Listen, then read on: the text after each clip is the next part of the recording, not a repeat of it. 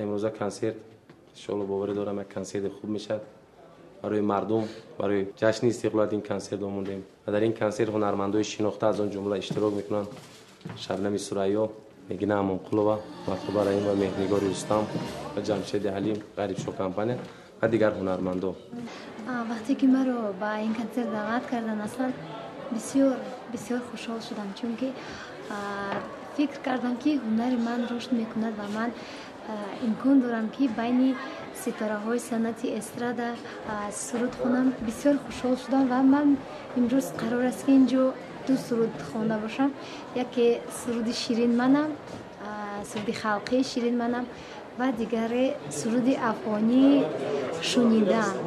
با این دو سرود آمدم که خاطر زمره از بینندگانم را شاد کنم. دو چشمم گلشن عشقت، لبانم ساغری نازت، روح من ماهی شبهایت، نگاهم عالمی رازت.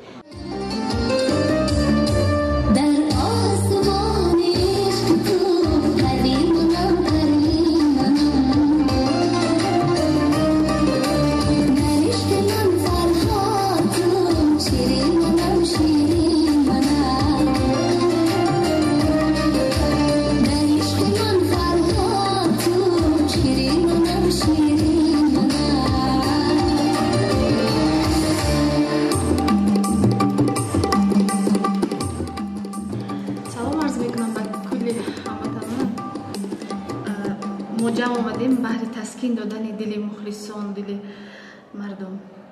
در این کنسرت با ترانه های نو، دو سه ترانه نو اشتراک می‌ورزم.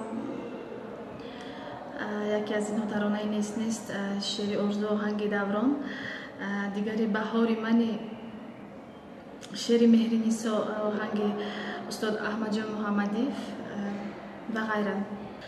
در عشق تو جگر سوختم، از تو خبر نیست جامه غم را به تنم دوختم، از تو خبر نیست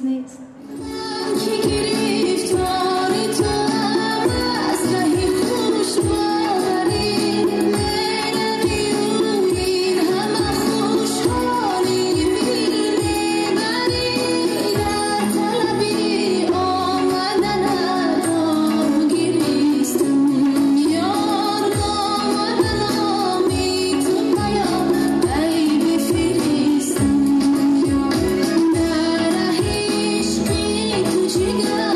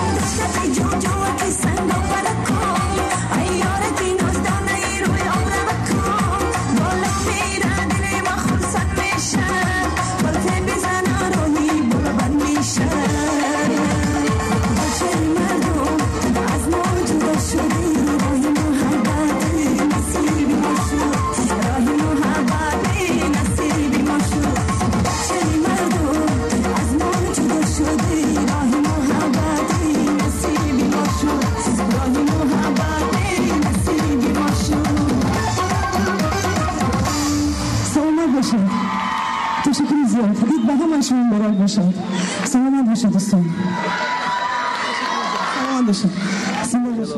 خوشحالم که امروز در کنسرتی با مخلصانم با میخونم با شبنم جان، با مهرنگار جان، با نگینا جان و چندین هنرمندان دیگر در اینجا سرودخوانی میکنیم و انشالله که از نوبت من بشد با یک چند سرودی نوی خود همه مخلصانم را شاد میکنم. زنده باشه، همیشه با ما باشه. تشکر.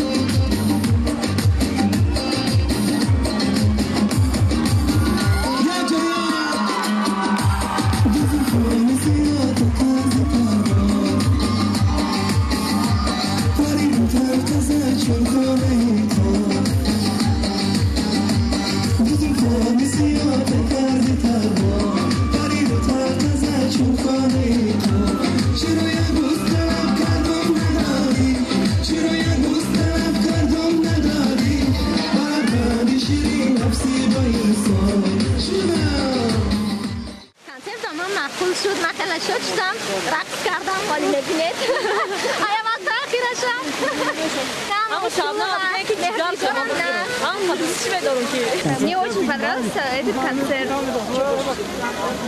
все было очень хорошо, все знаменитые наши певцы, гордость нашей республики, все было очень хорошо. معقول ماشید کنسرت خوب شد.